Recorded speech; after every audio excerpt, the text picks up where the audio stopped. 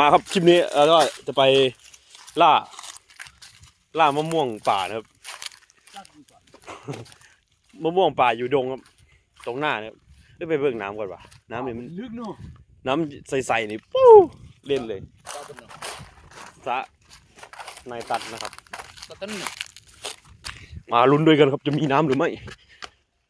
อ๋อน้ำบักตื้นเนาะน้ำคือเหลืองๆว่ะใช่นี่นอนอยู่ตัวนี้ดำรู้ตาดีใช่ปะยังไม่เห็นเลยไม่เมื่อว่าข้อเลยประดุษเนี่ยแล้วมันนอนอยู่ก็เป็นป่ามอง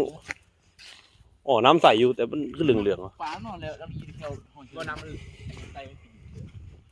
หัวได้กาดจัดเลยน้ำใสๆเนี่ยแต่มันบนเลิกว่ะถ้าเราให้มันเลิกกันให้มองขังฝ่ายเลยอันนั้นว่าบองขางป่าอยู่ในใบยังใบมะพร้าวฮ้อนเนาะฮ้อนเนาะเอ้ต้นแนมเห็นวะอยู่แถวนี้แหละสีดยานั่นปะหญ้าตายเบิดอยู่ข้าลุงวะ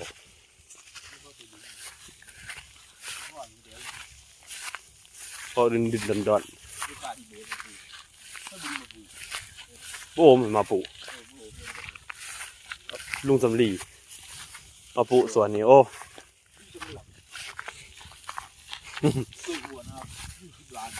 ฮะเนี่ยบ้องดงเลยแนมไปเห็นดงเลยฟ้านะครับตรงนี้ครับไลออนเอามะม่วงครับอยู่กัน3 คนเหมือนเดิมครับวันนี้เราก็มาเอามะม่วงครับกินแล้วก็ขี้แตกครับไม่ได้กินมันสั่งขี้แล้วเรียบร้อยเลยไม่กินครับมาที่มันกินกับปวดขี้อยู่แล้วไม่ทำมันเสียงหญ้าไม่ได้ดังจัดเลยมันแห้งมันหญ้าบักหญ้าเฮ้ยหามันครุขระครับเราจะไปลุ้นด้วยกันครับว่าจะมีหรือไม่มีแห้วให้กินนี้ถ้าไม่มีก็ไปหาเก็บมากันทันนะครับไปเรื่อยๆไปพ่นน้ำมันเลยแมว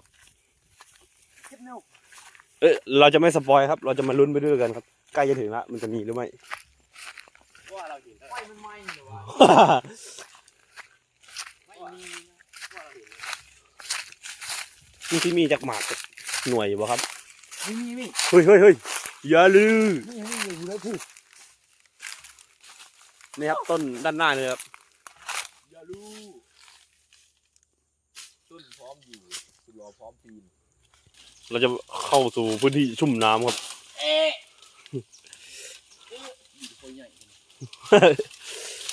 ปลาคอใหญ่ป่ะ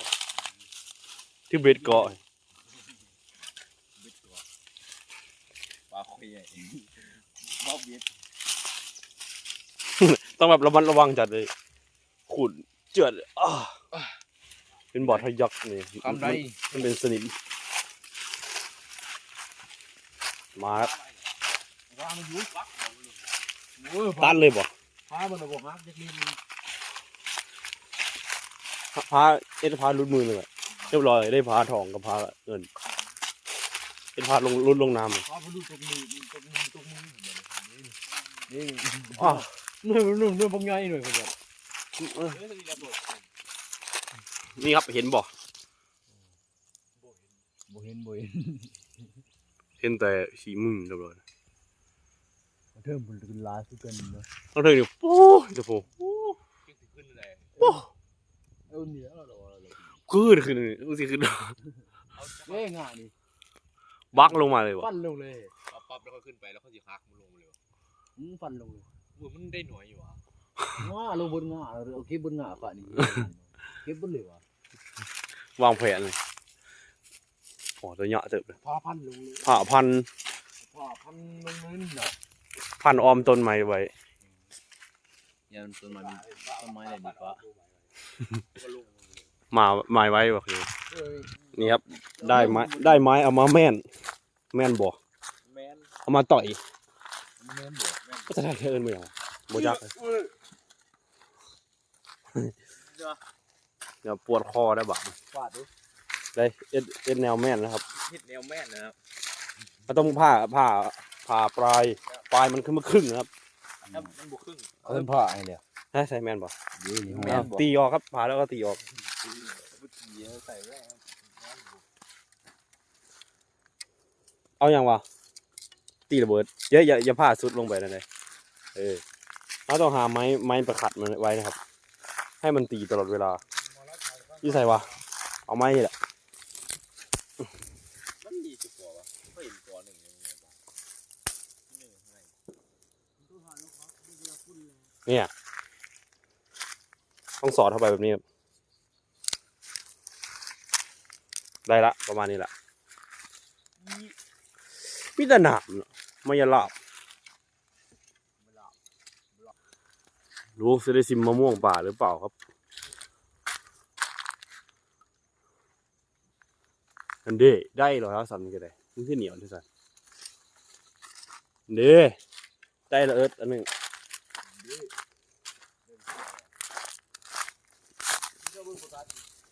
เนี่ยมะม่วงป่าครับแต่ทำไมมันขึ้นหน่วยน้อยเท่าวะ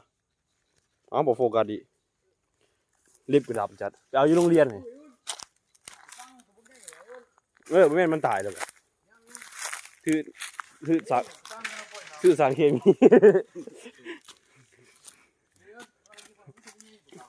บอกเปลี่ยนเป้าหมายโอ้ปลาก้างมันเก็บก่อนเนี่ยเก็บปลาก้างมันเก็บก่อนเลย ยองนิ้วสักเก็บต้นเที่ยงแล้ว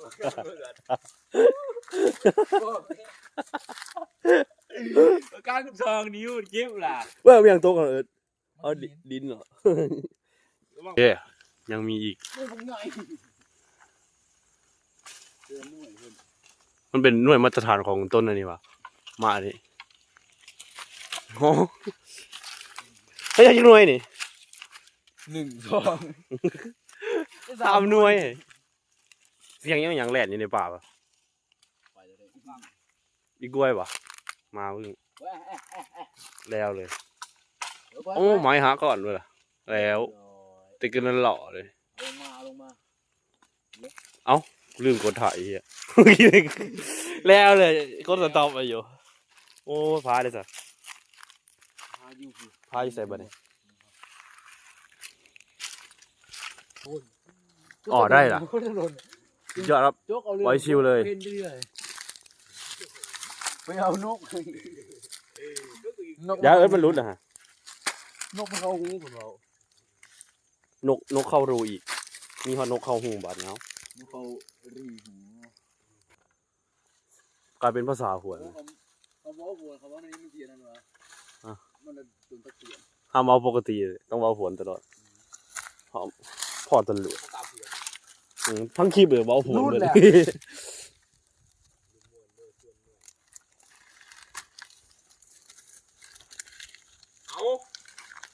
เนี่ยสูตรใหม่ลงมาแล้วก็ใช้มันประโยชน์เนี่ยที่เนี่ยเป็นอะไรวะโง่เนี่ย ห้ามลมอ่ะ คุณลมอ่ะ เอาถ้ามีพอมันเอาหยาเพิ่นว่า เอาบุไร เอาบ่ได้จังได๋อีกก็บ่ได้ อันนี้ให้เขาเอาคน อุ้ยม่วงครับเอา มีสาเด็ดหลาย จะได้หลายนี่แร่เลย นี่สิเอาอีกเหรอ ไปได้มกอีกอ่ะ วูสได้เสียง โอ้ยต้นหน่วยมึงไอ้เนาเนี่ย แม่นบ่มันหักยังตั้งอยู่ซะมันหักอะเอ้ยยางเข้าตาซะนะเฮ้ยเศร้า วอลุ่ม คานนี่แหละ คาน แต่อันนี้ก็เหนียว ทางนี้ง่ายกว่า อันนั้นมันขั้นขาวะ ขั้นขาขั้นคายไม้นี่ก็ต้องเก็บอ่ะว่านั่นแหละ มกเบาปวดขี้นะครับเรียบร้อยเลย เรื่องก่อนนะนี่เรื่องอะไรที่จะเอา ฮะ เรื่องก็ถูกมาไม่ถูกถูกอันนี้ก็คือ ตอนเจอแมวนะครับ เนี่ยบ่น ครับแมวครับ เฮ้ยแมวมันคือเบียนวะเฮ้ย